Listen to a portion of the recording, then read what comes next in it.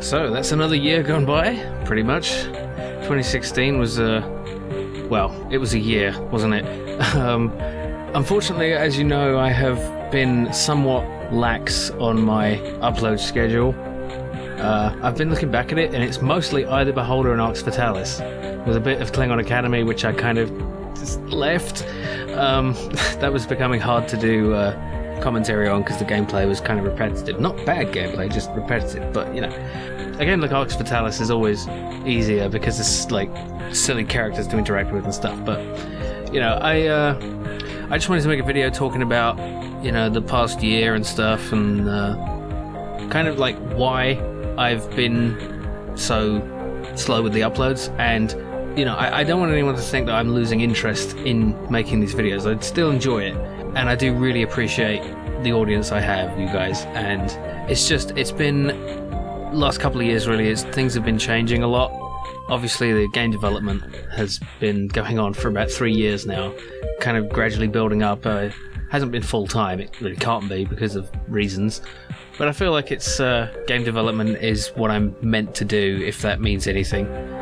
But what I'm trying to say is that as much as it might slow down, I'm not going to stop doing YouTube, even when I'm like actually releasing games. I intend to keep playing games on YouTube for our enjoyment, you know. And I keep buying off more than I can chew. It's kind of been a theme, a running theme. Like I want to do these long series. I want to put the effort in that I used to with like Star Control 2 and Skyrim and Minecraft. Those series, they were kind of quite involved compared to the stuff I've been doing the last couple of years.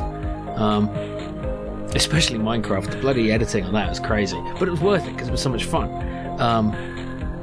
It's just there's been so much going on this year. It's been crazy. You know, I generally, it's not a good idea to get personal on the internet, you know, for obvious reasons, but there's a few things I can talk about. This year I went to Germany and I met Dreddy and the songstress, and that was, you know, that was brilliant. First time we've met in person, and we just had a hilarious time.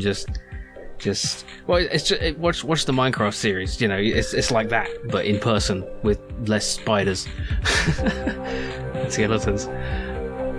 Actually, there was a skeleton in Dreddy's room, in Dreddy's place. Not a real one, just because it was like around Halloween time. Anyway, we played D&D. Dreddy was the DM, and that went just about as funny as you can imagine. We thought about recording some stuff, but it was just we were so busy with stuff. We also played Undertale, which I hadn't played before, and I was very skeptical in the beginning. I was kind of grumpy as well because it was the first day I'd got there, and I'd been traveling on the plane, and I was a bit drunk because Jodie gave me rum. And I'm a bit of a lightweight, I don't drink that much, but so yeah. But the thing is, I really came to love that game. Undertale is, you know, everyone went mental about it in 2015. I never even played it until this year. I kind of wish I'd done a series on it, but I feel like I wouldn't have really, you know, that's the thing. I these days I don't tend to keep up with these series, and I do plan to finish Arx Fatalis and definitely Eye of the Beholder 2. But that series has been going for like years now. But anyway, we went to Berlin Zoo. That was fun. We just walked around a lot and just chatted and just, you know, it's just great. Yeah, those guys are hilarious. Hopefully we'll get to meet up again sometime, but it's difficult with the travelling and stuff, and perhaps next time even with Pack Billy, if that might be possible. Another thing I did this year was I went to a gaming development convention called AdventureX, which is all about narrative games like point-and-click adventures, and there was some great speakers there. There was Dave Gilbert, who is the guy behind Wadjet Eye games, and you probably know who they are. They like kind of basically revived the adventure game genre from its not death, but kind of, you know, slumber. You know, there were adventure games coming out all this time, but just not as many. But now it's really starting to take off. And I wore a Shitty Quest t-shirt, which no one recognised, but that's fine, of course I didn't. There was also a great talk by Charles Cecil. He was the creator of Broken Sword and Beneath the Steel Sky. Beneath the Steel Sky is one of my favourite adventure games of all time. I should do a series on that. I keep saying that, but it was great. There was also Jay Tholen, the guy who made Dropsy. There were tons of talks. I mean, you can. They're actually going up on YouTube. If you want to check those out, I'll link them in the description. They're really good for if you're thinking about developing a game with an involved story or a point-and-click adventure game or something like that. But they're also just interesting from a gamer's perspective as well. So I'd highly recommend watching those. I met some really cool people. I talked to some devs. They also had like demonstrations of lots of games out in the kind of lobby area. It was at a university in New Cross, Goldsmiths, I think. And yeah, I talked to some devs, and they're all really cool people, and like just amazing stuff. That the amount of adventure games that are coming out now is just, you know. And I have been thinking about making an adventure game, not necessarily Shitty Quest 2, but let's just say I have some ideas, and they're probably again things that are too ambitious, which has always been my problem. I'm very rambly this video. I just I haven't scripted it, as in case that isn't obvious. But yeah, after the talks on both nights, that we all went to all the, you know, basically the entire convention attendance went to this pub and it was hilarious. Just lots of drinking and really cool people to talk to.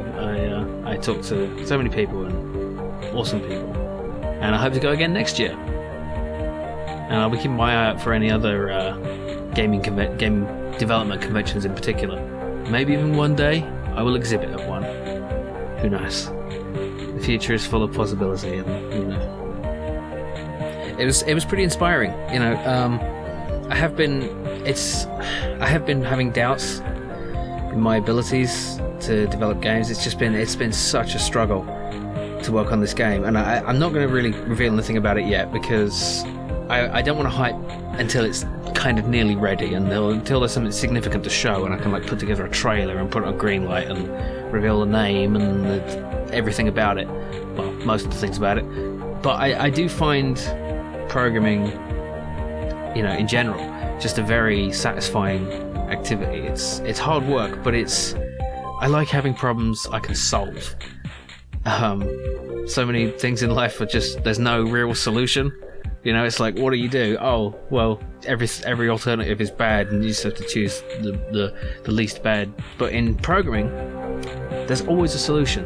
It's always just a matter of finding the logical path through the maze of probability or something.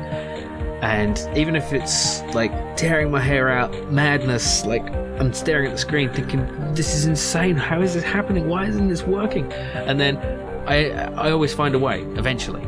No matter how long it takes a long time sometimes, but I get there in the end. And you know, it's at times like this when I try to remember the lessons I learned from making Shitty Quest, and it's important not to give up and like lose hope. You just got to keep going. If you're thinking of getting into game development, the number one thing you need is persistence and just bloody-minded determination. It's another lesson from Undertale. But you know, like I said in Shitty Quest, my problem was always that I gave up on things halfway through. I got bored of them. I tried something else. But this game is, I'm going to finish it. And part of the problem is that I think I'm tempted to just say, well, you know, I don't really believe in it anymore. I kind of want to do something else. And it's at those times that's the real challenge. You've got to push through and just believe in it despite all the odds. Just goes against my nature to say this, but make a leap of faith and just keep trying, you know. I mean, there comes a point where you have to give up and just, you know, but that's usually a lot further along than at least I think. Yeah, it's always constantly battling that demon. You know. I listened to a really cool audiobook called Masters of Doom. It's about the two Johns, John Romero and John Carmack, and their development of Wolfenstein 3D and Doom, among many other games, of course. You know, the formation of id, and it was those guys are like determination machines. Like, and the thing that I really like about that story, you know, true story, of course, but was that they weren't making those games to make money. Well, they were making games to make money, but the primary reason they were making those games is because those games didn't exist, and they wanted to play games like that. You know, so they were like, I want to play games like that. I'm going to make them so I can play them. Now that is how you make an amazing game. Make the game you want to exist for yourself, and then other people will like it. But those guys are geniuses. I'm never going to get to that level, but again, like in Shitty Quest, you don't have to be a fucking artist of that caliber to, you know, or a programmer of that genius to make something good. And so that's what I'm going to do. I'm going to keep going. And you know, to go back to what I was saying in the beginning, before I made my YouTube channel, like around before 2011, I think it was. God, it's been a long time. It's been 5 years. I didn't even make an anniversary video this year. I was so not with it, but I'll try to do one next year. Maybe a live stream. I'm not promising, but anyway, it was that time before that was pretty. I'll just say it was a pretty dark time for me, and it took a long time to sort of pull myself out of things. And the positive response I got from YouTube,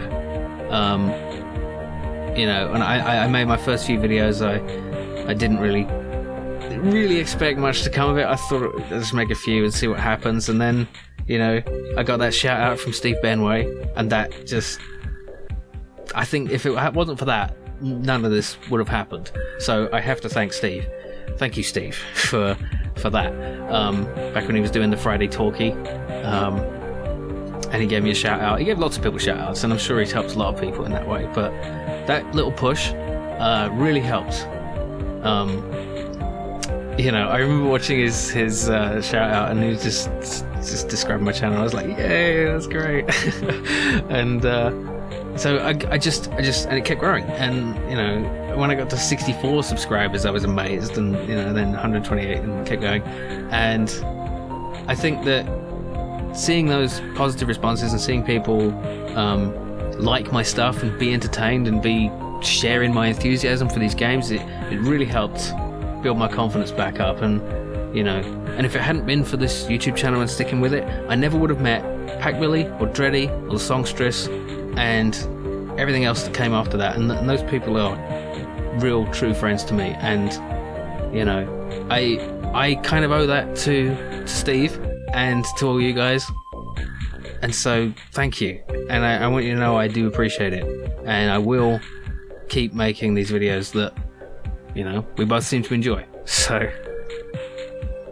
you know, I want to thank you for watching for all these years, or for even a short time if you're just joining me. You know, it's still all good. You know, I'm very lucky to have this level of success. I mean, it's not, you know, it might not seem like that. You know, there's several thousand subscribers compared to like the big guys like LGR, and you know, but to me it's huge.